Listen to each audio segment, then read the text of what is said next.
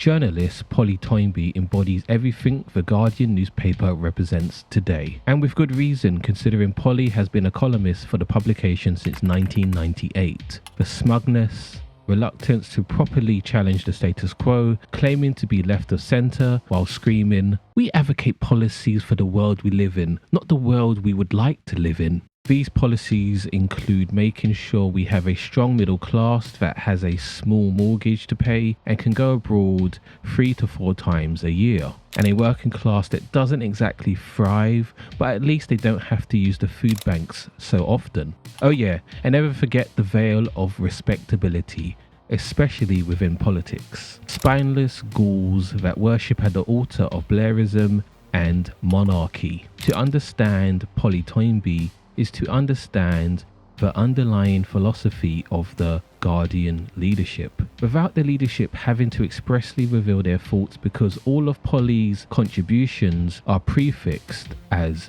opinion, which means these rantings should be separated from the wider belief system at the Guardian. But I don't separate them, and neither should you.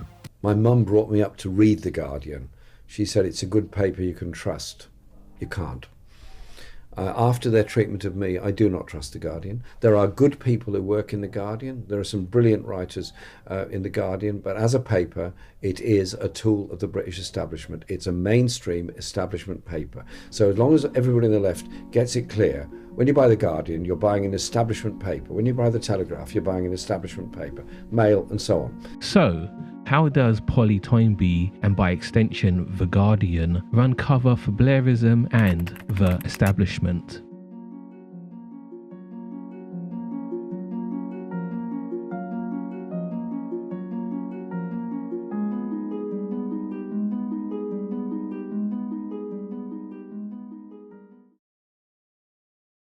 Born Mary Louisa Toynbee 18 months before the creation of Israel, Polly is related to Arnold Toynbee, a man that was committed to improving the lives of the working class. In fact, the charitable organisation Toynbee Hall was named after Arnold. Safe to say, Polly didn't inherit any of Arnold's best qualities. Polly is described as a social democrat and even stood as a candidate for the Social Democratic Party in the 1980s. The SDP were a bunch of dipshits that eventually gave us the Liberal Democrats Party. Toynbee has been called the Queen of Leftist Journalists, which I suspect qualified her to be Deputy Treasurer of the Fabian Society, and thus a quasi-leftist pattern is starting to emerge.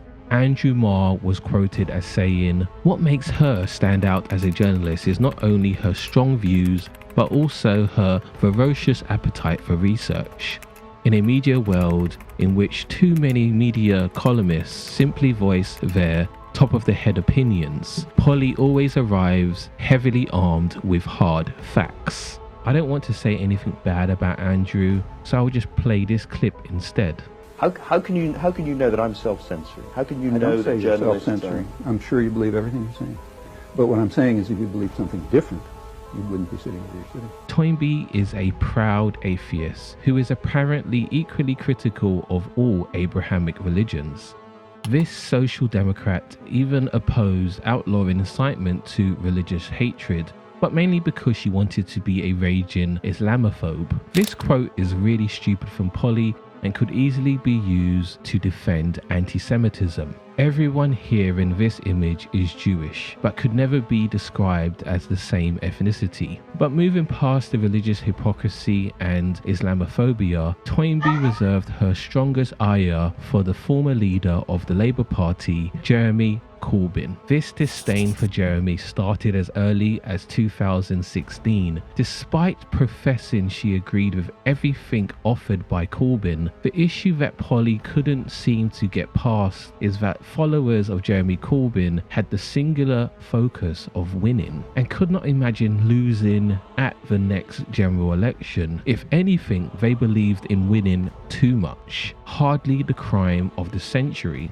And this unshakable belief in winning meant that nobody was willing to listen to Polly's obsession with the first past the post system, and thus began the supervillain arc in Jeremy's hero story, article after article. It stopped being an opinion and became a personal vendetta against Corbyn for Toynbee. It seems the source of most gripes was Brexit, because Polly is a staunch advocate for the EU and Remain. It would be interesting to know Toynbee's thoughts on Sir Keir Starmer shutting the door to the EU for good. But I wouldn't assume Polly had a negative bone in her body for Starmer, because they have one important thing in common. They both subscribe to the belief of Blairism. Which brings me to the focus of this video. This article printed on Friday the 12th of July, barely a week into season power, and Toynbee is determined to play defence. Talk about parking the bus in the first 30 seconds of the match. The article suggests Polly wants it both ways. Before the election, we should only criticise once they are in power. After the election, remember who gave us this mess if they can't fix everything.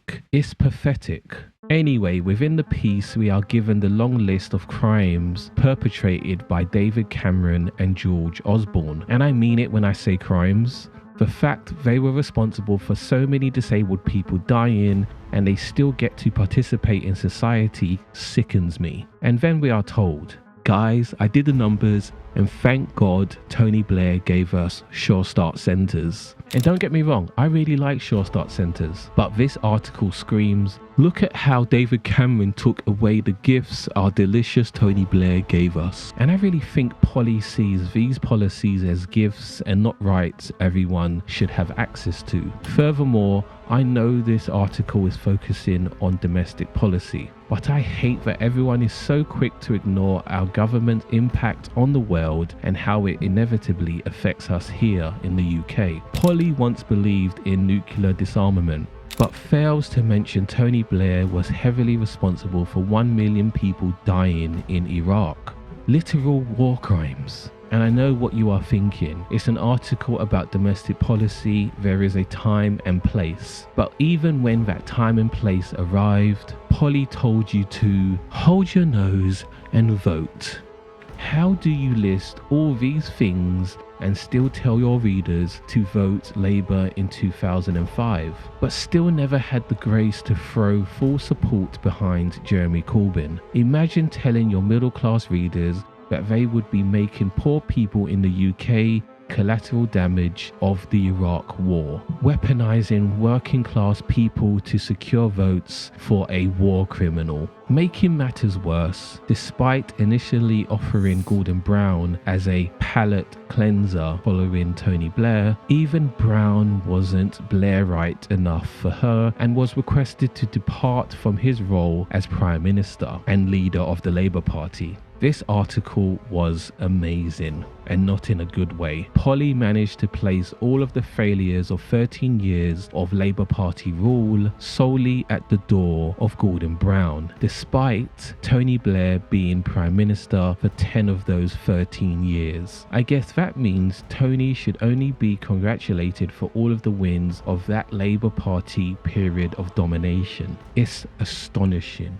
Bringing it back to this article, Toynbee is implying that the only way forward for Sir Keir Starmer is to resurrect the corpse of New Labour, which would be idiotic because Tony Blair carried on some of the worst policies of Margaret Thatcher, and that paved the way for 14 years of Tory rule. Blair even introduced tuition fees, and we can't keep saying, but we could bring back Sure Starts.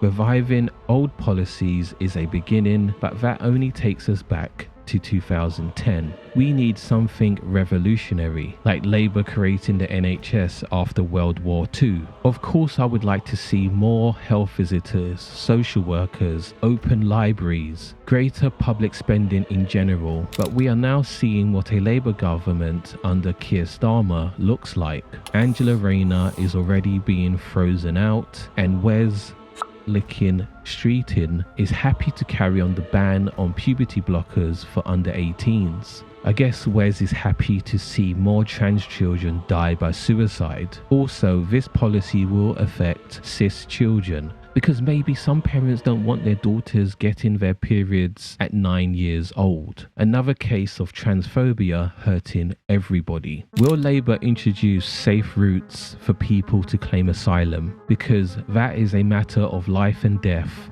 for so many. I know Polly loves the BBC, but how come the BBC can't refer to people as people? I found this sentence from the article very interesting. What does it mean? Is Rupert Murdoch a glory hunter that sticks his finger in the air to check which way the wind is blowing before bestowing support? I don't know if that is true. The Murdoch press backed Brexit, and even on the day of the referendum, polls showed Remain was going to win. And even if this statement is true, why would it matter to Starmer? Because Keir just needs to deliver good policies that satisfy the public, and he will receive Murdoch support nonetheless. This article is an epic display of time-travelling copium. In years to come, when it's apparent Keir has only managed to achieve lifting the 2-child benefit cap and nothing else, Toynbee can point back to this article and say, well, I told you so, but you still have to vote Labour in 2029. More than anything, I disagree with this part of the article. I believe Labour can fix everything as fast as the Tories destroyed it. But there needs to be a political will and acceptance that rich people will be upset. But the political establishment is happier telling the working class, you have to suffer while we get the country back on track. All of this talk of a growing and shrinking economy simply tells us whether a rich person can hold more cash that month. A growing economy does not stop that nurse on a full-time wage having to use a food bank. Labour withdrew their candidate in Clacton, effectively rolling out the red carpet to Nigel Farage. If you ever wondered how an open fascist like Nigel got elected to the House of Commons, the answer can be found by looking at Blairites like Polly Toynbee and Keir Starmer. Here is Polly sharing a drink with Nigel, and Keir has already said that he would be happy to work with Le Pen. Centralists give fascism a helping hand and legitimise its existence, while simultaneously casting left-wing politics as fantasy and extremism. Nigel will grow in strength over the next 5 years, especially when Keir Starmer fails to address the material needs of the working class. And people like Polly and The Guardian will be back to run defence, telling you to hold your nose and vote Labour under a Blairite. All because genuine left-wing policies scare them so much.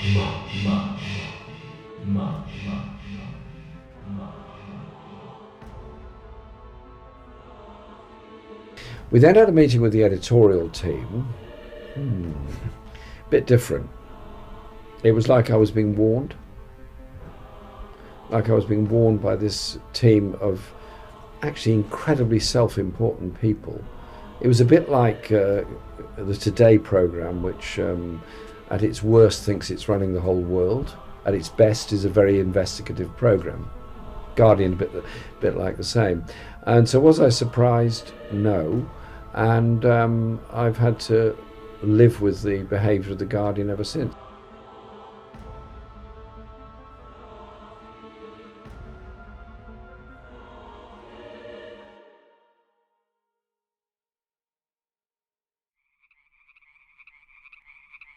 So that's the video. I hope you enjoyed it. Keir Starmer has a supermajority, so it will be interesting to see how he uses it. Tell me down in the comments below how you believe Keir will use his powers. Politics is in a funny place at the moment. Leftists sort of fascists in France, but the United States will have President Trump return to power in a landslide after that assassination attempt. As always, if you like the video, hit the like button. Please don't forget to subscribe.